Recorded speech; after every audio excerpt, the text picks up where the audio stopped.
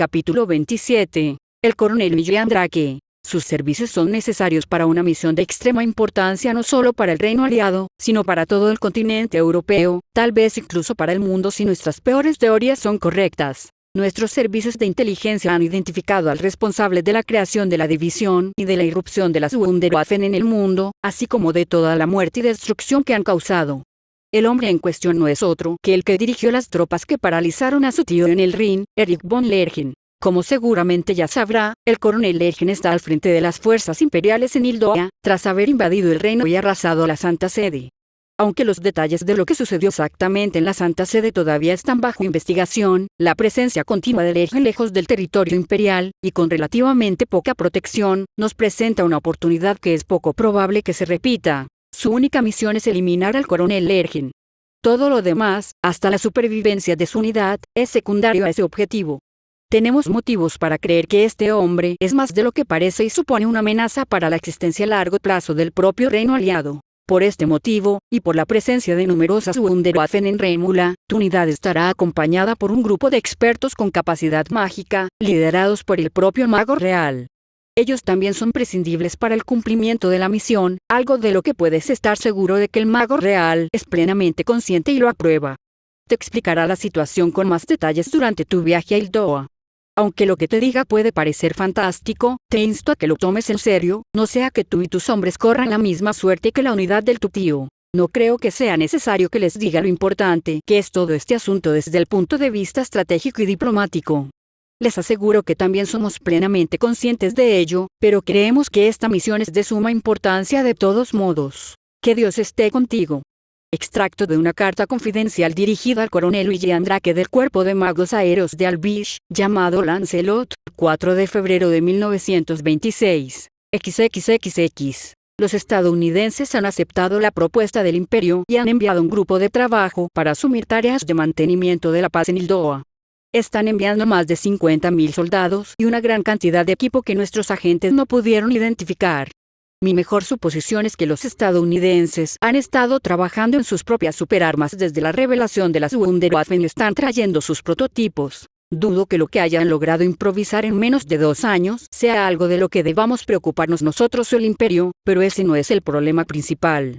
Se supone que el convoy llegará en 3 días. Su presidente ha presionado para que todo esté listo rápidamente y su ejército estuvo haciendo preparativos desde el comienzo de la guerra por si la opinión pública cambiaba o algo los obligaba a actuar. Una vez que los estadounidenses estén en Hildoa, Lerchen podría irse, y aunque no lo haga, cualquier movimiento sería diplomáticamente desastroso. Lo último que necesitamos en esta etapa es que los Estados Unidos se unan a la guerra del otro lado. Necesitamos actuar antes de su llegada, si es posible. ¿Entendido? Mañana haremos huelga. Por el rey y por la patria. Comunicación privada entre Agraven y Merlín, miembros de la Mesa Redonda de Albión, 8 de febrero de 1926. XXXX. Desde hace tiempo que corren rumores sobre lo que se esconde bajo la superficie de la Santa Sede. Durante los días de la Inquisición, sus agentes recorrieron Europa en masa, quemando a cualquier usuario de magia que encontraran sin el apoyo político necesario para evitar acusaciones de brujería y herejía, pero aunque su saber a menudo se perdía con ellos, abundan las historias de grimorios y artefactos que se llevaban de vuelta a la Santa Sede. Sin embargo, el secreto de la Iglesia dificultaba probarlo. Esos rumores ahora han sido confirmados. Nuestra investigación en las ruinas de la Santa Sede ha descubierto la existencia de una vasta red de túneles, muchos de los cuales se derrumbaron como resultado de la batalla contra la blasfemia de marfil de la congregación. En el interior, encontramos rastros de protecciones mágicas talladas en las paredes, que creemos que fueron la razón por la que la congregación pudo trabajar sin activar todas las alarmas en el reino de Hildoa.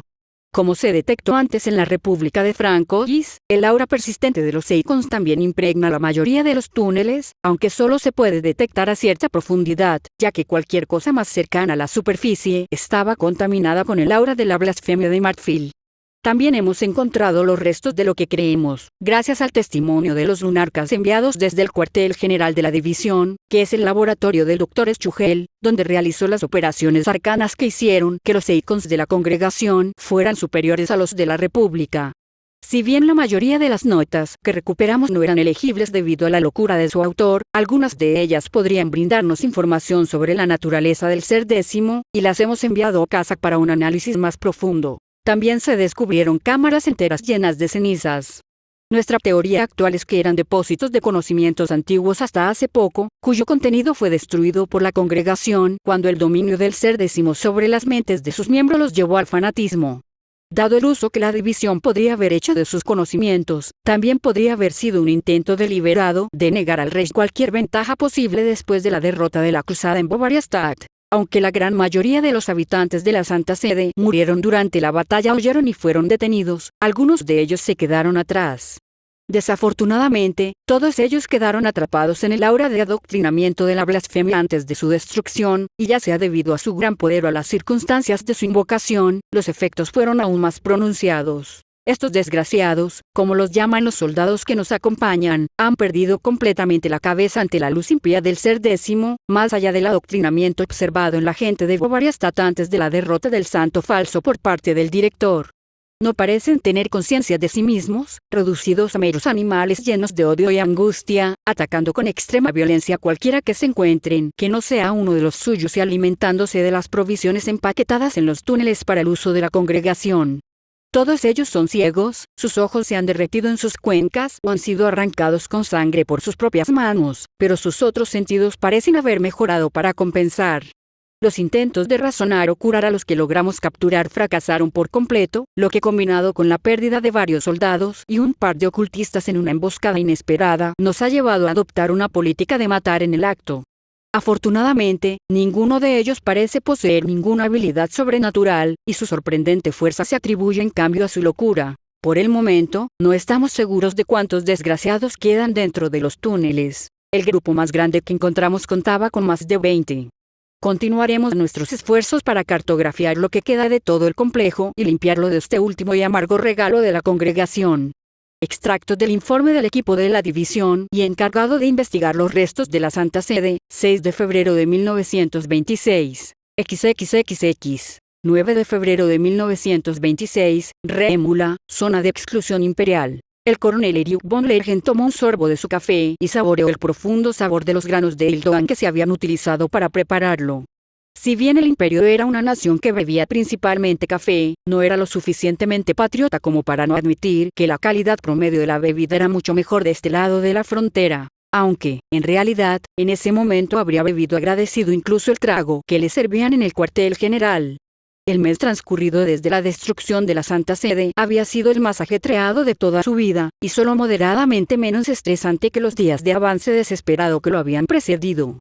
Entre coordinar la investigación de las ruinas de la Santa Sede, garantizar que se mantuviera la cuarentena en ambas direcciones, a pesar de los innumerables idiotas curiosos que intentaban entrar, mantener la frágil paz entre imperiales, eldoanos e informar a la patria, apenas tenía tiempo para dormir. Sus deberes lo habían llevado por toda la capital de Eldoan, siempre bajo una fuerte escolta. Como el hombre que había liderado la fuerza de ataque, comandado las tropas involucradas en la destrucción de la Santa Sede y aceptado la rendición del rey de Eldoan, su nombre y su rostro ahora eran conocidos en todo el mundo. Y aunque la mayor parte de la población de Eldoan había aceptado su derrota, todavía se estaba recuperando de la conmoción de la rapidez con la que se había declarado y derrotado la cruzada, solo haría falta un pistolero enloquecido para matar a Lergen, que carecía de la capacidad de proyectar un escudo mágico personal o regenerarse de todas las heridas, salvo las más inmediatamente fatales. Era una de las cosas de las Wunderwaffen que le preocupaba cuando se acostaba por la noche intentando dormir sin éxito. Los supersoldados de la división y poseían un poder considerable, pero estaban en deuda con simples mortales como él. Era el mismo problema potencial que había previsto entre los magos aéreos.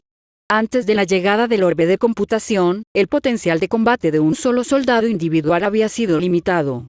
Pero ahora, incluso un solo pelotón de magos podía arrasar una pequeña ciudad hasta los cimientos. La disciplina del ejército imperial había evitado que se produjeran deserciones entre el cuerpo de magos y, por lo que Lergen entendía, los supersoldados estaban demasiado atemorizados por Degurechaz como para pensar siquiera en rebelarse contra su autoridad, pero, aún así lo perturbaba. A medida que esta nueva forma de guerra se volviera cada vez más común, garantizar la lealtad y la obediencia de los soldados se volvería cada vez más importante, y los métodos para lograrlo también tendrían que evolucionar. Después de todo, no era como si uno pudiera simplemente azotar a un hombre lobo que se portara mal. El coronel intentaba dejar de lado esos pensamientos y concentrarse en su café cuando de repente empezaron a sonar las alarmas. Por un instante permaneció inmóvil, luego dejó la taza con un suspiro y caminó hacia el operador de radio. ¿Qué está pasando? A Lergen se le heló la sangre mientras escuchaba el apresurado, pero no presa del pánico, como notó la parte del que todavía era oficial de personal, informe del operador. Múltiples firmas mágicas acababan de aparecer en el sistema de detección y se acercaban desde el oeste. La mayoría de ellas eran desconocidas, pero se había identificado a un puñado como pertenecientes a magos aéreos albinos que habían sido observados al otro lado del estrecho de Dodobird, donde los magos imperiales y albinos habían pasado los últimos meses mirándose unos a otros y desafiándose mutuamente a dar el primer paso. El Lancelot y Suala, alguien con mucho maná, un montón de extras agrupados, entre los cuales, ¡oh! ¡Qué sorpresa!, murmuró para sí mismo al reconocer uno de los nombres, cuya firma mágica había sido grabada en el continente sur varios meses atrás. El coronel no podía creer que los albinos fueran tan estúpidos como para atacar allí, en otro país que ya se había rendido al Reich y cuya declaración de guerra había sido espuria desde el principio. Supuso que debería estar contento de que sus esfuerzos de contrainteligencia para hacerlo parecer el jefe de la división y en lugar de Gurechaf estuvieran funcionando. No hacía falta ser un genio para adivinar que él era el objetivo más probable de este grupo de trabajo. Parecía que haber humillado a su armada no había sido suficiente para convencer a los albinos de que toda la operación Enigma había sido un engaño. Inicien el protocolo defensivo Delta, les dijo a sus ayudantes. Todo listos para el ataque aéreo de los magos. Estén atentos a las barreras antimitos que encontramos durante la operación Enigma. Una vez dada la orden, comenzó a salir de la habitación, bajó las escaleras y entró en el centro de mando secundario. No habían estado inactivos desde su llegada a Rénula. Como campo de batalla entre dos facciones que ejercían la magia de los mitos, los restos de la Santa Sede eran un sitio de interés para todas las grandes potencias, y nadie que hubiera trabajado bajo las órdenes de Gurechaf era del tipo que se arriesgaba. El sótano del hotel en el que habían instalado su cuartel general había sido reconvertido en un búnker y centro de mando que no habría desentonado en el frente del Rin, y todos los edificios de los alrededores se habían vaciado de aquellos pocos sildoanos que no tuvieron el buen sentido de huir cuando los gigantes con cuernos se habían apresurado a luchar contra la blasfemia de Markfield, como era apodada en la ciudad la criatura que la congregación había convocado. Se habían enviado más magos aéreos para ayudar a mantener la paz en Hildoa. Aparentemente, el general Setor había decidido que ahora era la oportunidad perfecta para probar otra de las ideas de Gurechaf. El uso de magos aéreos como una fuerza de respuesta altamente móvil que operara de forma independiente en lugar de sobornarlos para que se unieran a una unidad más convencional era, sin duda, algo mundano en comparación con el resto de las innovaciones del mayor, pero aún así había demostrado ser muy útil. ¿Quién lo sabía? En otra vida, una en la que la división y nunca hubiera despegado, tal vez esa idea por sí sola podría haber sido el eje en torno al cual girara toda la doctrina militar del Reich. Sin embargo, en ese momento, era una herramienta más en el arsenal del imperio. Lergen tenía suerte de que los magos aéreos estuvieran listos para ser desplegados en ese momento, pero con el cuartel general preocupado por la amenaza en el este, la devastación del ejército del sur y las bajas que habían sufrido los cuerpos de magos de los ejércitos del norte y del oeste durante la guerra, el número de magos disponibles para tareas de mantenimiento de la paz había sido limitado. Solo tenía una veintena de ellos estacionados en Rémula en ese momento, ninguno de los cuales estaba entrenado al nivel de la división Y. Técnicamente, tenía 6 de estos últimos listos, pero eran necesarios en el perímetro de la Santa Sede para ayudar a los 3 Unim a hacer cumplir la cuarentena. Y tampoco podía mover a los gigantes de su posición. Lo último que quería era que los Albish volvieran a joder las cosas y soltaran una marea de desgraciados en medio de Rémula. Incluso si no intentaran romper la contención, no podría mover a los Unim para ayudar a menos que fuera in extremis. La situación diplomática ya era lo suficientemente tensa como estaba sin los gigantes luchando dentro de Rémula una vez más. Pero por mucho que conociera a los magos imperiales bajo su mando, no le interesaba apostar por una probabilidad de 2 contra 1. Los escuadrones más cercanos ya habían sido llamados, pero les llevaría tiempo llegar hasta allí incluso yendo a toda velocidad, tiempo del que no disponían. Los albinos habían planeado bien su ataque. Lergen no dudó ni un momento de que tenían agentes en la ciudad que habían observado sus movimientos y advertido a sus camaradas de que ahora era el mejor momento para atacar. Desde una perspectiva puramente táctica, sin tener en cuenta las consecuencias estratégicas y diplomáticas, este ataque había sido claramente bien planeado. Desafortunadamente para los albinos, los Lergen no habían pasado tanto tiempo trabajando junto a la división y sin adoptar la costumbre de realizar contingencias aparentemente excesivas. Capitán Weiss, gritó enérgicamente por la radio mientras se dirige al búnker, reúna a los ocultistas en la ruina y haga que realicen el ritual de correspondencia, luego explique a nuestros visitantes que necesitan una visa para venir aquí. Sí, señor, respondió. Me voy ahora mismo. No necesitaba decirle al capitán que se apresurara.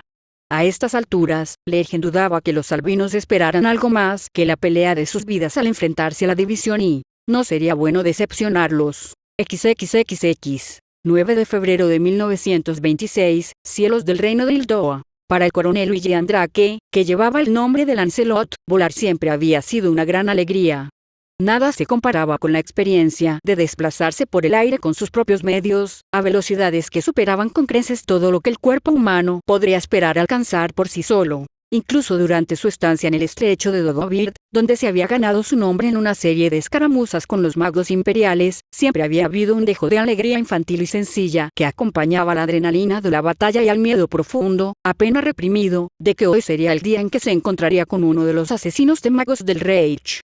Claro, la inteligencia Elvish afirmó que solo podían desplegarse de noche, por lo que ningún mago aéreo salía despegado después del atardecer, pero los fantasmas no se habían cubierto exactamente de gloria en la guerra, ya que habían pasado por alto por completo cualquier indicio de las Wunderwaffen hasta el desafortunado intento de invasión de Dacia. Sin embargo, en ese momento, mientras volaba sobre el reino de Hildoa en dirección a su capital, su alegría no logró penetrar en absoluto su nerviosismo. La información que él y sus hombres habían recibido en el viaje en barco que los había llevado a la costa oeste de Hildoa había sido desconcertante.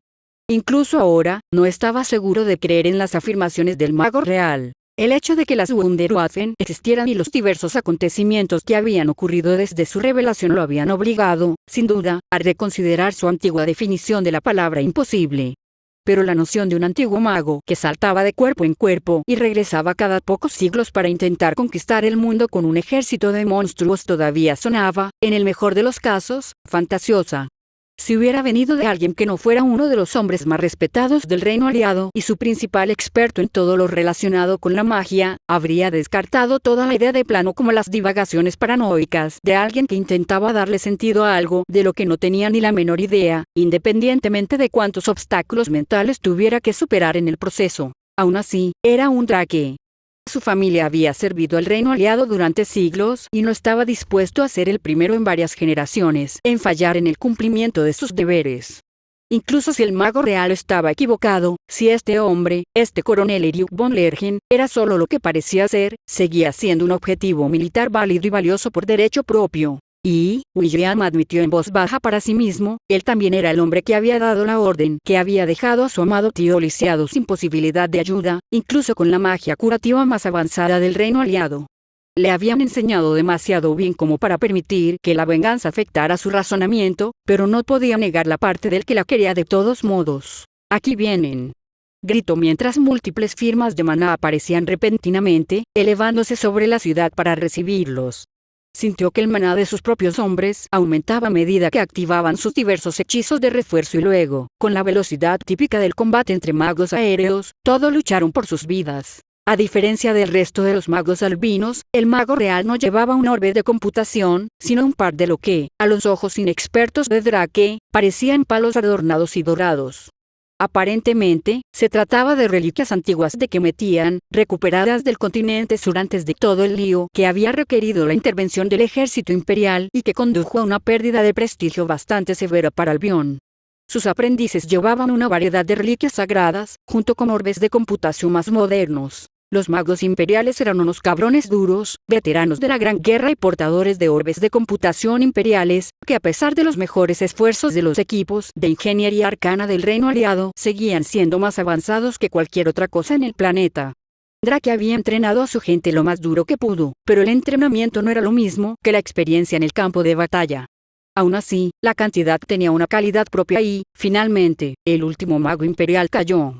En ese momento, el batallón de Drake se había reducido a un tercio de su tamaño inicial y solo un puñado de las bajas vivirían para ver el día siguiente si recibían atención médica pronto. Afortunadamente, ninguno de los dos bandos había querido arriesgarse a que los civiles remulanos quedaran atrapados en el fuego cruzado, por lo que la lucha se había limitado al espacio aéreo directamente sobre el distrito evacuado que rodeaba la Santa Sede.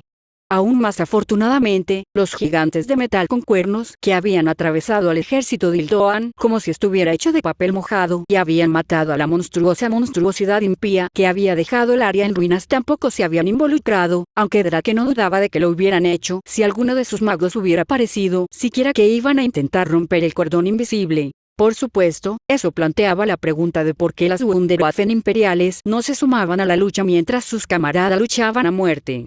Limitar los daños colaterales podría ser la razón, pero Drake no pudo evitar pensar que había otra explicación más inquietante. De repente, fue como si un nuevo sol hubiera salido sobre la ciudad eterna. Drake tardó unos segundos en darse cuenta de que no lo estaba viendo con sus ojos, sino con sus sentidos mágicos. Sobre las ruinas de la Santa Sede, una figura volaba, resplandeciente de poder. Drake nunca antes se había topado con algo tan poderoso. Por supuesto, sabía de qué se trataba. Le habían informado sobre el supermago que los imperiales habían desplegado durante la defensa de Keria. Pero una cosa era oír hablar de la existencia de un hombre que había luchado uno a uno contra el amo de la ciudad sin nombre y había salido victorioso, y otra muy distinta era sentir su poder. El supermago voló directamente hacia el grupo más grande de hombres de Drake. Sus hechizos de ataque se dispersaron lastimosamente contra su escudo, que absorbió suficiente potencia de fuego para arrasar una fortaleza como si fuera una lluvia ligera. Entonces estuvo entre ellos, y en un abrir y cerrar de ojos 4 de los camaradas de Drake no eran más que trozos de carne carbonizada que caían al suelo. Ahora, gritó el mago real. En el breve tiempo que le tomó al supermago masacrar a todo un vuelo, 5 de los aprendices de Merlín volaron alrededor del campeón imperial y, en una demostración de coordinación que dejó a Drake impresionado a regañadientes, activaron un hechizo singular. Una esfera sólida de luz dorada de 3 metros de diámetro apareció justo alrededor del mago imperial, bloqueándolo de la vista. Hubo una pausa tensa, luego un sonido retumbante cuando algo golpeó contra el interior de la esfera, 1, 2, 3 veces. La esfera se estremeció con cada golpe, las grietas se extendieron desde el punto de impacto antes de llenarse nuevamente. Drake podía ver la tensión de los aprendices y sentir su aumento de mana con cada golpe. Este era un hechizo de contención, que Merlín le había descrito a Drake y sus hombres en el camino a Ildoa como derivado de algunas de las antiguas reliquias kemetianas que el mago real había rescatado de las manos de coleccionistas privados durante la locura kemetiana de Albion de unas décadas atrás. ¿Cuánto tiempo podrán retenerlo?, preguntó Drake. Ojalá que sea suficiente, pero no hemos tenido oportunidad de probarlo hasta hoy, respondió Merlín sombríamente. Así que no deberíamos demorarnos, coronel. Los hombres restantes de Drake se quedaron para proteger a los aprendices de la interferencia de cualquier fuerza imperial restante, dejando al coronel solo con el mago real y su última estudiante libre, una joven con un rostro grabado en piedra. Niniane se había nombrado a sí misma durante el viaje. Se movieron de inmediato hacia el edificio que, según les habían dicho sus espías, era el cuartel general de la presencia imperial en Remula. A la señal de Merlín, los magos abrieron fuego con hechizos de ataque y, en cuestión de segundos, del edificio no quedaba nada más que escombros, un recordatorio de que, a pesar de que las Wunderwaffen habían ocupado un lugar central en la Gran Guerra, los magos aéreos ejercían un poder imponente por sí mismos. No, murmuró al mago real, frunciendo el ceño. Sería demasiado fácil. Aún no muerto. Drake tuvo que estar de acuerdo. Después de todo lo que había sucedido, sería un tanto anticlimático que el gran cerebro de la división pereciera tan fácilmente. Por supuesto, era muy consciente de que la guerra no era una historia y que incluso la vida del guerrero más estimado podía terminar de forma repentina y aleatoria, pero en este caso, no creería que Lergen estaba muerto hasta que hubiera visto el cuerpo con sus propios ojos. Miraron y allí, entre las ruinas, Drake vio una pesada puerta de metal. Voló hacia abajo, cubierto por Merlín y Niniane, y con una ráfaga de magia de refuerzo la abrió. Vamos, dijo el mago real, y entraron en el túnel oscuro, con los sentidos potenciados y los escudos desplegados. Drake no creía que los imperiales se arriesgaran a colocar trampas explosivas en el camino hacia su búnker de mando, no habían tenido tiempo suficiente para colocar explosivos desde que habían comenzado el ataque, y dudaba que se hubieran arriesgado a colocarlos de antemano en lo que había sido un edificio civil, pero más vale prevenir que curar. Pronto llegaron a un gran espacio que probablemente había sido una bodega de vinos de algún tipo, pero que desde entonces había sido reutilizado como búnker y centro de mando para las fuerzas imperiales. Hombres con rifles extraños, como los que su tío le había descrito y que habían atravesado su escudo y lo habían paralizado, estaban de pie con sus armas listas, pero era difícil concentrarse en ellos cuando 5 monstruos gigantes horribles llenaban casi todo el espacio del búnker. Los demonios del Rin eran mucho más aterradores en persona que en las grabaciones a las que Drake había tenido acceso, aunque solo 2 de los horrores presentes eran de la misma especie que los que se habían desplegado primero contra la República. Los otros eran una mezcla de formas diversas pero igualmente de pesadilla que, combinadas con el hecho de que estaban bajo tierra, le hicieron pensar que había entrado accidentalmente en el infierno. La vista de ello realmente congeló a Drake en el lugar, aunque el hecho de que hiciera lo mismo con el resto del grupo, incluido el mago real, fue un pequeño bálsamo para su honor. Y en medio de todo esto se encontraba un hombre con el uniforme de coronel imperial, que parecía absolutamente imperturbable ante los monstruos inhumanos que lo rodeaban. Drake lo reconoció por las fotografías de la reunión informativa. Era Eric von Lergen, el cerebro de la división y, según el mago real, la mayor amenaza para Albion. Los dos eran del mismo rango. William también tenía la ventaja de ser un mago aéreo, mientras que Lergen era alguien que había pasado la mayor parte de su carrera detrás de un escritorio. Y, sin embargo, al ver lo tranquilo que estaba el otro hombre, si acaso, parecía molesto por toda la situación, William no pudo evitar tomar la teoría de Merlin más en serio que antes. «Hola, caballeros y señorita», gritó Lergen en un albish con un ligero acento. El absurdo de que hablara mientras se enfrentaban les hizo reflexionar, impidiendo brevemente que la situación se convirtiera en una brutal pelea a corta distancia, una que, a pesar de todo su entrenamiento y fe en los preparativos del mago real, Drake no tenía ninguna prisa en iniciar. «Me siento honrado de que Albion envíe a alguien tan importante como usted, señor mago real», le dijo a Merlin, quien se puso rígido casi imperceptiblemente, aunque Lergen no se dio cuenta. «Vamos, por supuesto que lo reconozco. Puede que nuestras redes de espionaje no estén tan extendidas como las suyas, ya que no tenemos ningún interés en fomentar el caos y la desconfianza en todo el mundo para apuntalar un imperio colonial, pero sí que hacemos un seguimiento de las personas que ocupan puestos oficiales importantes». Merlin no respondió, simplemente continuó mirando fijamente al coronel imperial, quien se encogió de hombros antes de girar su mirada hacia Drake, quien muy decididamente no se inmutó. «¿Y tú, me recuerdas a alguien, Lancelot?». Chasqueó los dedos. «Bien, ahora lo recuerdo. No serás pariente del último idiota con deseos de muerte que Albion envió tras de mí, ¿verdad? Ese era mi tío, Siseo Drake», mientras la mitad de los soldados imperiales se reían y los demonios hacían un ruido como el de un hombre ahogándose en su propia sangre. «Lo fue. Deberías haber aprendido de su error, entonces. Pero aprender de tus fracasos es algo en lo que los albinos no son particularmente buenos». Su mirada con anteojos se desplazó hacia uno de los asistentes de Merlin. «No es así, señorita Niniane. Tú, entre todas las personas, deberías saber que no debes participar en esta locura. Todos tenemos nuestros deberes, coronel, y los míos exigen que esté aquí ahora», respondió la joven a la que se dirigía. «¿Deber?», suspiró Lergen. «Supongo que sí. Aún así, es una vergüenza que tus amos estén tan dispuestos a escupir en la cara nuestras ofertas de una resolución pacífica para este conflicto entre nuestras naciones de esta manera. ¿Qué crees que vas a lograr aquí, de todos modos? Además de recordarle al mundo entero que estás dispuesto a lanzar ataques en medio de la capital de un país con el que no estás en guerra». «Ya basta de jugar, demonio», gruñó el mago real, rompiendo el incómodo silencio que había seguido a la acusación del coronel imperial. «Tus malvadas palabras no nos engañarán. Muéstranos tu verdadero rostro antes de que acabemos contigo». El coronel imperial parpadeó, pareciendo realmente desequilibrado por primera vez. «Lo siento, ¿qué? No intentes ocultarlo», espetó Merlin. «Ahora sabemos la verdad. Intentaste ocultar tus huellas borrando los restos de tu trabajo en Kemet, pero no funcionó». «Vaya. Sabes exactamente lo que hicimos en Kemet», protestó Lergen. «Fue tu país el que desató a los demonios de la ciudad sin nombre. Estábamos en el continente sur por el canal de Swan». «Oh, estoy seguro de que eso es lo que pensaron tus superiores», se burló el mago real. «Y fueron las acciones de mi aprendiz las que llevaron a la liberación de los demonios, sí. Pero sabías sobre la ciudad sin nombre desde el principio. ¿Por qué, si no, acompañarías al grupo de trabajo tú mismo, en lugar de confiarlo a uno de tus secuaces?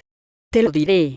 Porque sabías que alguien podría encontrar pruebas de la participación de tu encarnación anterior en la ciudad sin nombre, lo que podría exponer tu mascarada a tus tontos imperiales». «¿Mi encarnación anterior? ¿De qué diablos estás hablando?». preguntó Lergen, estupefacto. Los soldados imperiales se miraban entre sí, claramente tan confundidos como su oficial al mando. Lo que siguió fue aterrador y vergonzoso a partes iguales. Durante casi un minuto, Merlín despotricó, esa era realmente la única palabra para describirlo, proclamando la teoría que había compartido con Drake y sus hombres como si fuera un hecho. Llamó a Lergen el nombre, el antiguo brujo que saltaba de cuerpo en cuerpo, que había renacido una y otra vez para crear monstruos, solo para que sus creaciones fueran derrotadas, su encarnación asesinada y todos los rastros de sus obras borrados por los buenos hombres que alguna vez se le opusieron.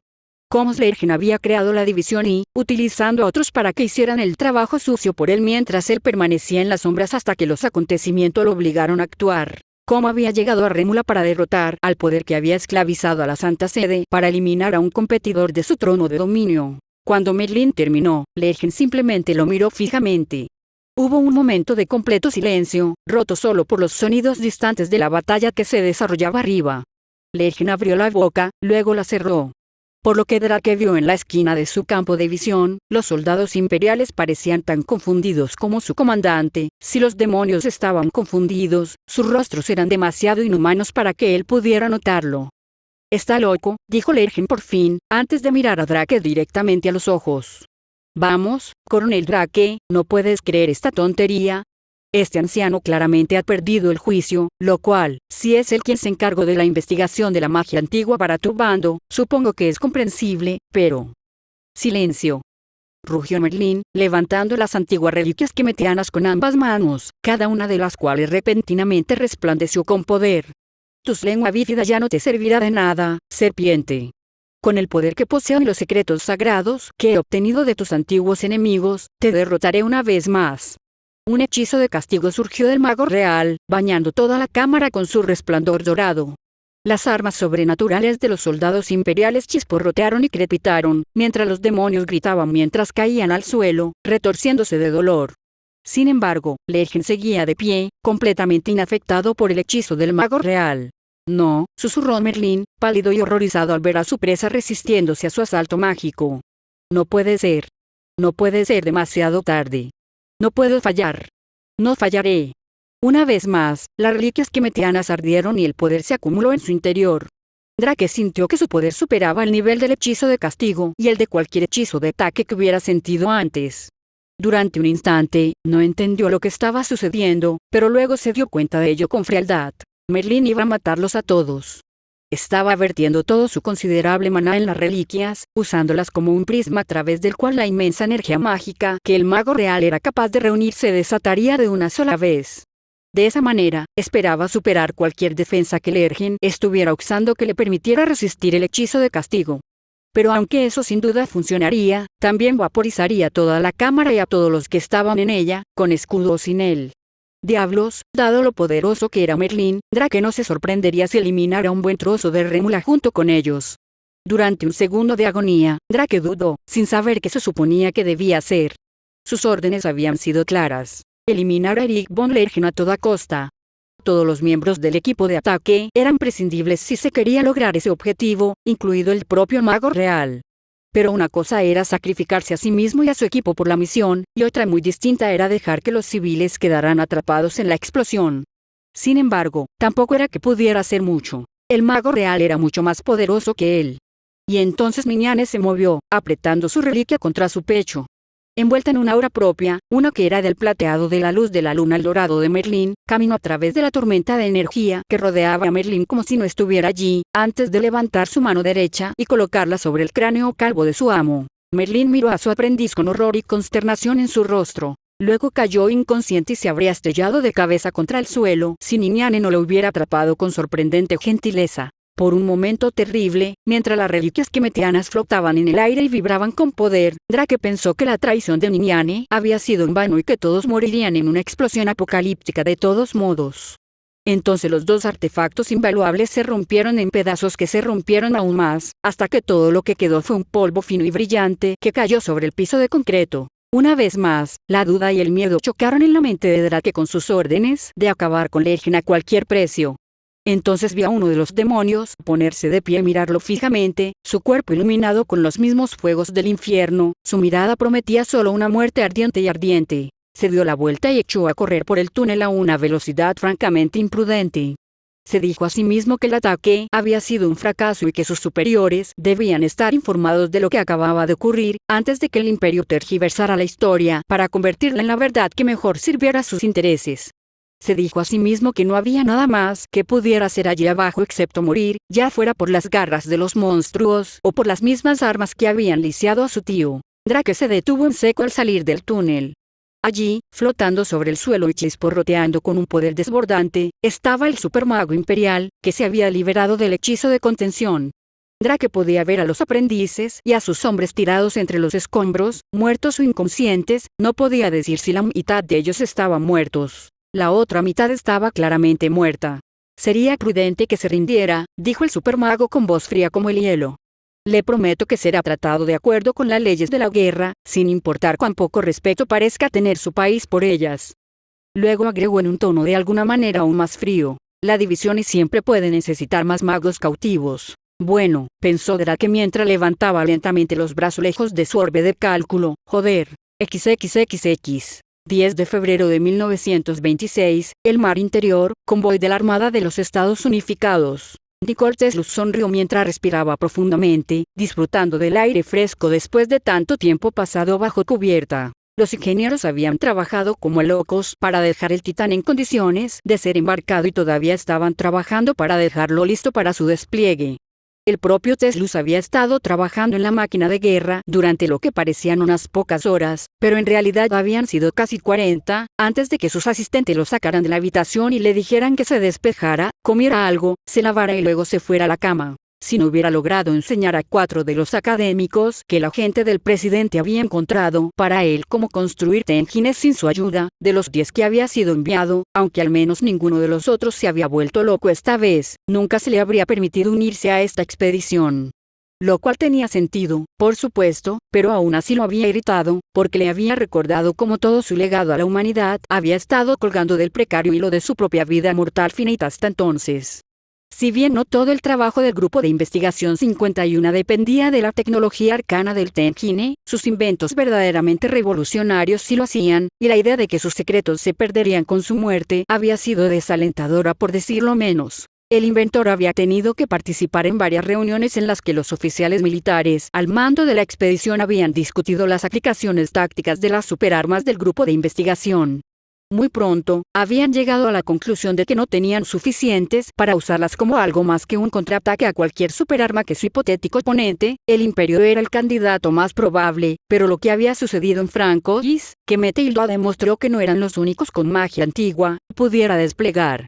La estrategia no era el área de especialización de Teslus, por lo que se había remitido a ellos, simplemente respondiendo a sus preguntas sobre las especificaciones técnicas de las superarmas y los dispositivos que el Grupo de Investigación 51 trajo a la mesa. Durante el viaje, habían realizado pruebas con los soldados para encontrar a aquellos con el potencial mágico suficiente para activar las gafas de visión nocturna y los habían entrenado en su uso. Los oficiales casi estaban salivando ante la idea de usarlas para lidiar con el problema del bandidaje de Ildoa.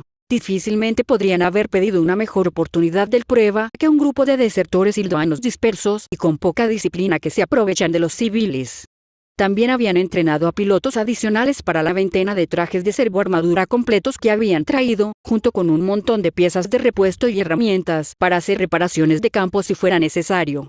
Al parecer, ayer se había producido algún tipo de conmoción en Rémula, ya que el reino aliado había lanzado un ataque contra la fuerza de tarea imperial y les habían dado una paliza. Los sistemas de detección mágica que habían traído consigo habían acabado con ellos desde el otro lado del mar. Algún pez gordo albish había estado involucrado, y el reino aliado negaba fervientemente haber autorizado todo el asunto, algo que los imperiales se estaban tomando tan en serio como cabría esperar. Probablemente retrasaría la transferencia oficial de las tareas de mantenimiento de la paz hasta que se resolvieran las cosas en el frente diplomático. Aparentemente, seguir el cronograma inicial podría interpretarse como una huida debido a la incursión, lo que no tenía sentido para Teslus, pero él no era un soldado, pero eso no había ralentizado el convoy. En todo caso, los ildoanos estaban aún más ansiosos por tenerlos aquí que antes, ya que el entendimiento general era que era poco probable que los albinos lo intentaran de nuevo si existía la posibilidad de que los estadounidenses pudieran quedar atrapados en el fuego cruzado, lo cual le parecía bien. A pesar de que Teslus estaba orgulloso del trabajo que él y sus colegas habían hecho, y si no hubiera sido una experiencia nueva, aunque desagradable, no trabajar más solo en sus proyectos y tener gente a su alrededor que realmente se las arreglaba para seguirlo la mayor parte del tiempo, en el fondo seguía siendo un pacifista. La parte de ingeniero que hay en él podría sentirse decepcionada si no hubiera una oportunidad de probar en el campo sus creaciones, pero el resto de él aceptaría la decepción por la pérdida de vidas que implicaría una oportunidad de ese tipo. Aunque, reflexionó con el ceño fruncido, si los rumores que había oído sobre la Federación Rusa eran ciertos, entonces esa oportunidad podría llegar, lo quisiera o no. Antes de partir de los Estados Unificados, Teslus había sido informado de los comunicados que el Imperio había enviado sobre lo que había sucedido en Ildoa, así como de las afirmaciones más confidenciales de que un agente de la Federación había robado la investigación de magia antigua de la propia sede de la división y, investigación que, según los imperiales, era increíblemente peligrosa en las manos equivocadas. La inteligencia de los Estados Unificados estaba dividida en cuanto a si los imperiales simplemente estaban en contra de que alguien más tuviera acceso a sus Wunderwaffen o si eran sinceros en su temor de lo que la Federación podría lograr con tal conocimiento. Dado lo que Teslus sabía que había ocurrido en Rusia desde la Revolución, bien podía creer lo segundo. Y, por mucho que creyera que mantener el equilibrio de poder entre las naciones ayudaría en última instancia a prevenir un conflicto devastador, esa teoría dependía de que las naciones en cuestión mantuvieran un cierto nivel de racionalidad, lo que no era frecuente en las autocracias. Solo podía esperar y hacer todo lo posible para asegurarse de que los Estados Unidos estuvieran listos para desempeñar su papel si fuera necesario. Con un firme asentimiento para sí mismo, Teslus abandonó la cubierta y fue a buscar algo para comer en el comedor antes de irse a dormir. XXXX. Notas del autor. Creo que a esta altura ya se ha establecido que Lergen responde al terror y al miedo por su vida volviéndose extremadamente descarado. No era algo que yo hubiera planeado, simplemente sucedió y, como creo que es gracioso, lo mantuve dentro. Quizás hayas notado que Teslus se muestra sorprendentemente tranquilo con todo el asunto del choque de superarmas en una batalla por el destino del mundo. Eso es muy intencional, y espero con ansias tus teorías actualizadas sobre lo que está pasando con él ahora que tenemos un punto de vista de él y no está actuando como la congregación y el resto de los esclavos adoctrinados de ser décimo. Como prometimos, el próximo capítulo será una especie de episodio de respiro, compuesto por escenas de la vida real de varios personajes. Bueno, después de una o dos escenas que traten sobre las consecuencias inmediatas del ataque de Albish, por supuesto. ¿Cuál creen que será la reacción de los distintos partidos internacionales ante esta última maniobra de la mesa redonda? Me pregunto qué podría significar el cambio repentino de Niniane. Por supuesto, todos ustedes ya saben por qué Lergen no se vio afectado en absoluto por el hechizo de castigo de Merlín. Como siempre, espero sus pensamientos, teorías y sugerencias. Sariel fuera. Fin del capítulo 27.